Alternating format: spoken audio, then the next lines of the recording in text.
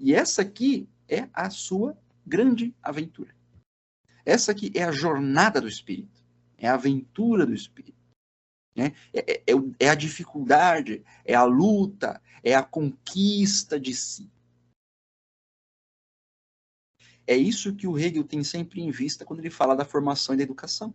Isso aqui é um exemplo de Bildungsroman. É o romance de formação. É o romance de formação.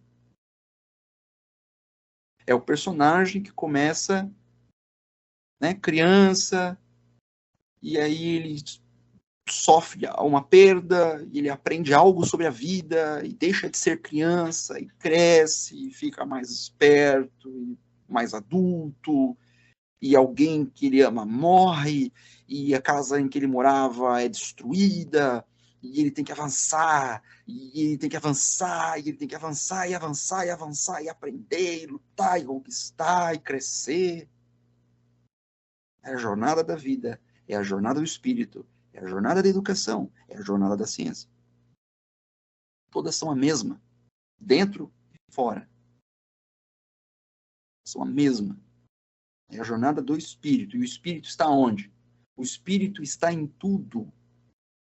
Se manifesta em tudo. Na arte, na religião, na filosofia, na ciência, na própria formação da personalidade, nas próprias escolhas. O espírito está em tudo aí. Todos esses lugares. Porque o espírito é automovimento. Automovimento.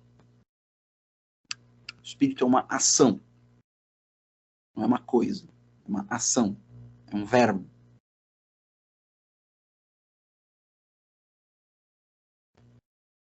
Então, vocês estão percebendo que agora começa a fazer sentido algumas frases, alguns pensamentos de filósofos que falam sobre o sofrimento da filosofia, a dor do pensar, das angústias, das incertezas. O que é isso? Do que eles estão falando? Né? Quando o Kant fala que avalia a inteligência de um homem pela sua capacidade de se perguntar, de se manter perguntando, de duvidar e de manter a dúvida.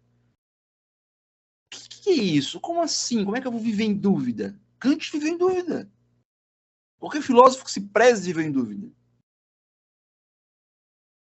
E não só filósofos, né?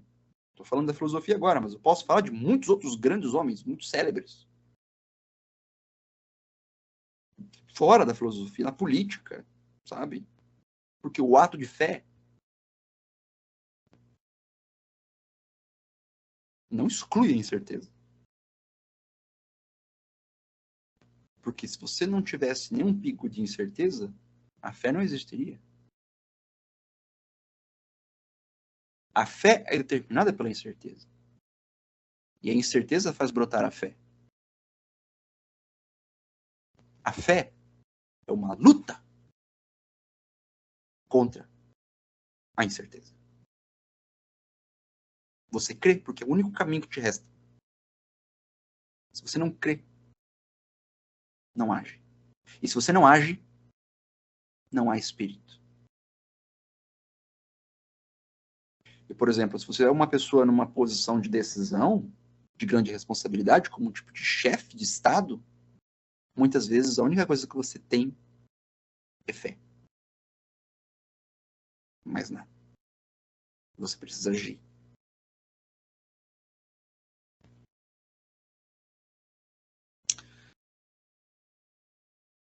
Então, o Hegel vai falar sobre esse assunto nestes termos.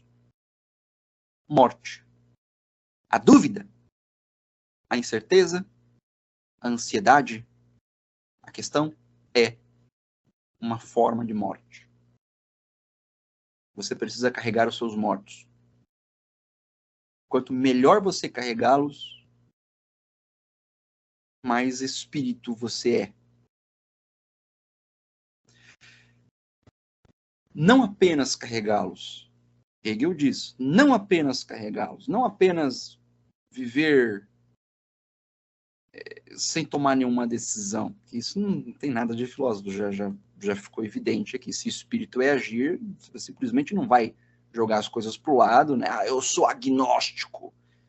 e vai viver como um imbecil animalesco qualquer, porque você não consegue encontrar a solução para os problemas da existência.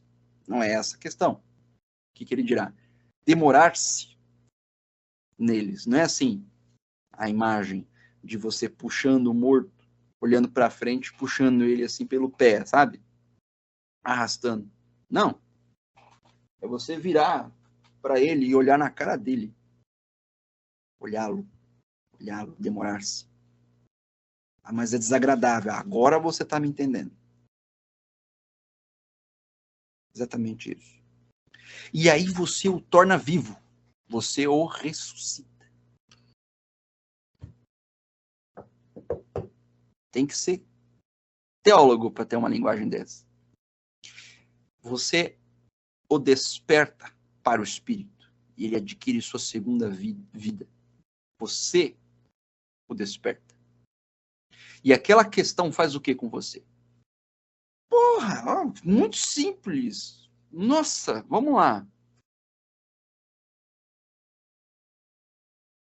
Diz uma certeza que Nietzsche tinha.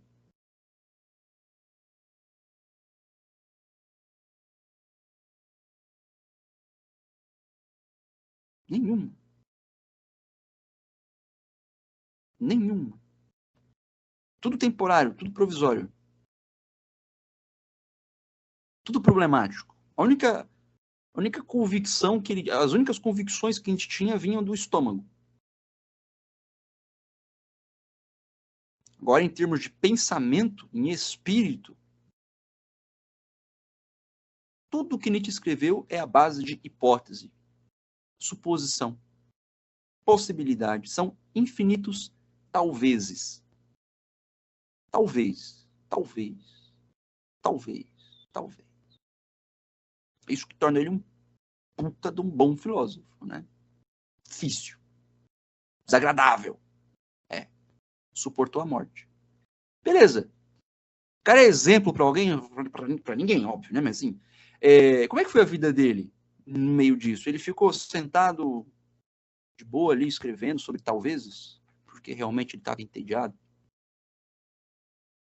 Percorreu a Europa, conversou, viajou, poetizou, música, teatro, sabe? O que tinha para estudar, o cara estudou. O que tinha para saber, o cara soube. O que tinha, quem pôde conhecer, conheceu. Sempre numa atitude de busca, buscando, peregrinando, pensando melhor, revisando, se afastando, conhecendo pessoas novas, rompendo amizades, tentando outras, tentando, experimentando, ensaiando. Uma vida plena de espírito, no sentido hegeliano. Demorou-se, ele como poucos, ele foi um dos maiores exemplos disso. Como poucos, ele se demorou em questões, momentos hiper desagradáveis. Fez perguntas que ninguém queria fazer. Olhou para coisas que ninguém quis olhar.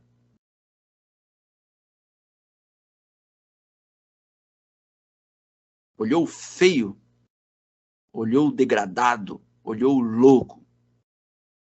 Ele olhou, ele foi o primeiro a fazer isso. Da forma como ele fez, ele foi o primeiro a fazer.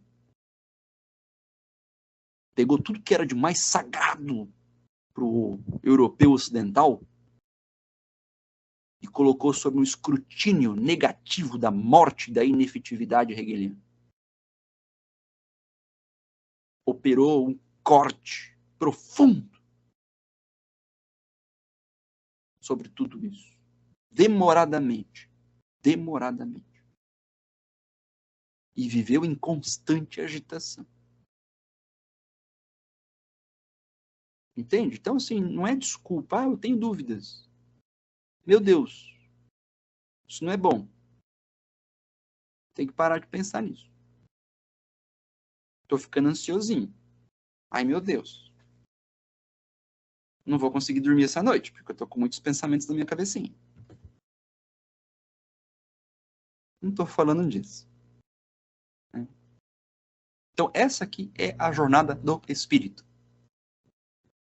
Essa é a verdadeira jornada do espírito.